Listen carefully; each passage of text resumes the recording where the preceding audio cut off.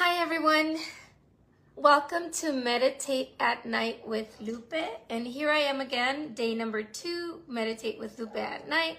We're going to be discussing nightmares. Why nightmares? I want to share an episode that I lived with the Course in Miracles. That's the course I've been studying, and that is what I've been sharing, which is a mental correction. It is very important that we train our mind, that we're able to recognize that we need to be in a state of peace to be able to sleep, because a lot of times we do have nightmares. I first began to recognize that my nightmares began very early when I was young. I'm going to say 12, 13 years old. We would watch a horror movie, and at that moment I decided I will not be watching scary movies. I will not be watching any movies that are scary, because I would not be able to sleep at night. I would have nightmares. So I remember the times of, I'm going to mention a few movies, maybe Nightmare on Elm Street was coming around when I was little. Those were some of the horror movies, and I could not watch a movie without having a nightmare. And I came to recognize when I began the Course of Miracles that those nightmares started to dissipate, started to leave, because I started offering and consecrating my night to the Holy Spirit. I would say, Holy Spirit, I commend my spirit to you while I sleep. And I actually also ask you to correct my mind while I'm sleeping, which is what's so cool, is that he also not only corrects your mind, but he also heals it and liberates you from all the fears of your past. So I began to notice that this was about 4 years ago that I began the Course of Miracles. The Course of Miracles is a path of correction to the mind, so you can remember where you came from, which is the home of heaven, a home of God. So basically, it's like going back home, holding the hand of the Holy Spirit, so you can be able to be in a state of peace. So importantly, when I began this course, I realized that my mind was already changing, because the first year that I began studying the Course in Miracles, I'm a notary at trade. I do signings and I go to people's homes. And I remember that one day I was sitting on the couch and I was signing this lady, and she got up to get a check or something that she needed for the transaction we were doing. And I was sitting in her living room. The TV was in the front, and she was watching a horror movie. She was watching a movie that was pretty scary. I mean, they were chopping off heads. There was blood everywhere, ears flying. It was just, it had demons in there. It was just a true horror story. Movie, I'm going to say. I was watching it, and what happened was that I started laughing. I was laughing, obviously not out loud. In my head, I was laughing. But it was a state of laughter. And when I say a state of laughter, is when it's kind of supernatural. You're not in control of what's happening. Whether you're in a state of peace, or whether you're in a state of happiness, or in that case, laughter. Because I have never experienced that ever in my life. And I was laughing inside myself, like inside my spirit, uncontrollably. I was laughing because I realized in that moment that the training of my mind was taking effect. And what they call that, the Course calls it was a miracle. And when your mind is being corrected of any error, the effect is a miracle. Why? Because you see something different and something beautiful and something holy. And then you're like, okay, because I was laughing and I was able to be in front of a horror movie, and I was okay. Because I won't watch scary movies, or I never did want to, because of that fact. I didn't want to have nightmares. And when that took place, I was so grateful to the Holy Spirit, because I knew that something was happening in my mind. And that's why I can credit that this course works, and that it will liberate you from all of your fears, and liberate you from, and will also produce a lot of interior healing. Because we carry so many things. On a day-to-day, we're awake and we're watching the news, we're hearing social media, we're taking in so much information, a lot of it that it's not pleasant. And a lot of it stays with us, and then we end up thinking about it too much or taking it at night with us, and we end up having nightmares. There was a few things I wanted to share though. A lot of times there's also that trick. So I'm going to take you back to the cartoons where the little angels on one side and the devils on the other, and you're hearing these voices, right? Well, a lot of times we have the intention to pray and go to sleep, and we get tired, we get lazy, we don't want to, and we don't do it. And we have this realization that, when I do not pray, I don't have nightmares. And when I pray, I have nightmares. Why is that? Well, the truth behind that is that the ego, or our human mind, I'm going to say the devil, wants to trick us into not having a relationship with our Father. And the more he can get us away from having intimate relationship with him through prayer, that is one of the techniques that I've seen he uses. He used it with me when I was younger, and I've had more people share to me that they've been through the same experience. And I always say, it's only a little bit, but when you're determined and when you decide that you're going to pray anyway, no matter what, they stop.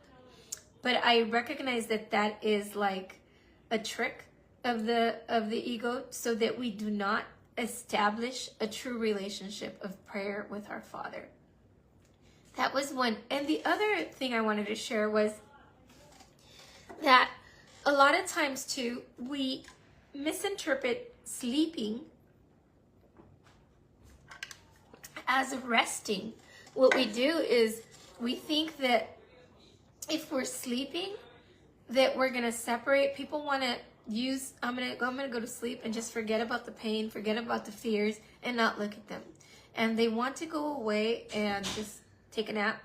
And some people will say, okay, well, it sounds more like she's depressed, or they don't have any strength or any enthusiasm to do anything. Sometimes it's that, and sometimes it isn't.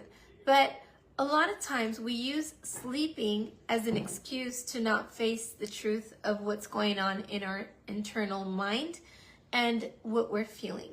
A lot of times we want to seclude ourselves from family, friends. They're trying to reach out to us, and we say we're just too tired, we want to sleep, and really it's called isolation. And that is not healthy, and that is not truly resting, because the true rest only can come from the Holy Spirit. You can truly rest only when you've lifted all this weight from you that holds you down, that holds you heavy. I told the other community also that, the Catholic Church has something really awesome. They have confession that kind of lifts our spirit a little bit and allows us to get that breather in when our spirit is not feeling that peace or feeling that light. And this is a different way that you can do it. It's called Psychotherapy of the Spirit, and that is going into your mind and releasing all these ideas and errors in the hands of the Holy Spirit, so that then you can be back into a state of peace. And how do you do that? Well, you just think of what happened during the day, and or of those thoughts that are scaring you, or that pain that you're feeling, and you release it and you tell the Spirit, I lay them before you, I abandon them in your hands. This is what's happening. I give it to you, and I pray that you bring my mind to a state of peace. And He will. A lot of times we don't know how to pray, and that's why it's really important to be guided by a psychotherapist. And if you'd like, you can go ahead and book a one-on-one on my calendar, or go to another therapist, but please ask for help, because it's very important that we stay in a healthy state of mind. And now that I've shared about nightmares and all the ways that the ego tries to prevent us from having a good night's sleep, I want to go ahead and spend a little time consecrating the night with the Holy Spirit. But I want us to remember again that breathing is really important. So making yourself present, just like in the Garden of Eden, where we were infused with the Spirit of life and the Spirit of the Holy Spirit. We breathe it in and we let it go, and we come into the center where we can feel the presence of God. And with that stillness, we consecrate the night and we begin to pray. And we're going to say to the Holy Spirit, we're going to say, Holy Spirit, I offer you this night, Holy Spirit, my teacher. I put this night in your hands. Take advantage of the time I spent sleeping. I offer it to you.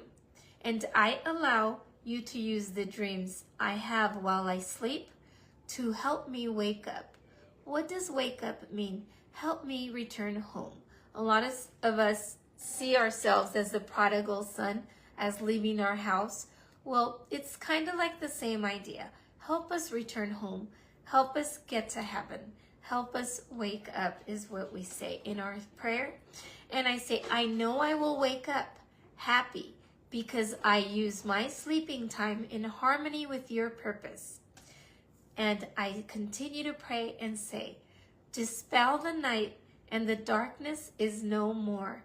To feel the love of God within us is to see the world anew, shining in innocence, alive with hope, and blessed with perfect charity and love. It blesses you throughout the day and watches you through the night as a silent guardian of your holy sleep.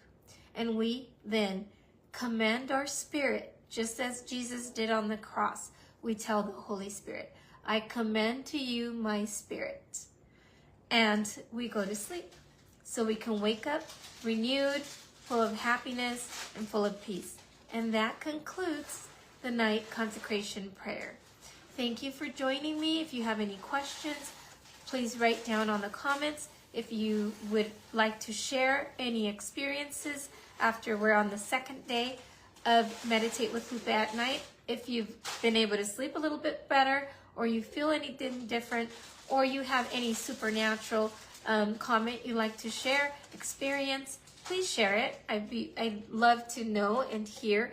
And I also want to let you know that tomorrow will be our day 3 of Meditate with Lupe, and we're going to be touching about the 3 a.m., why so many souls get woken up at that time, and why at 3 a.m. So it's going to be very interesting, a lot of fun, and I wish you a very good night. Blessings, and bye-bye.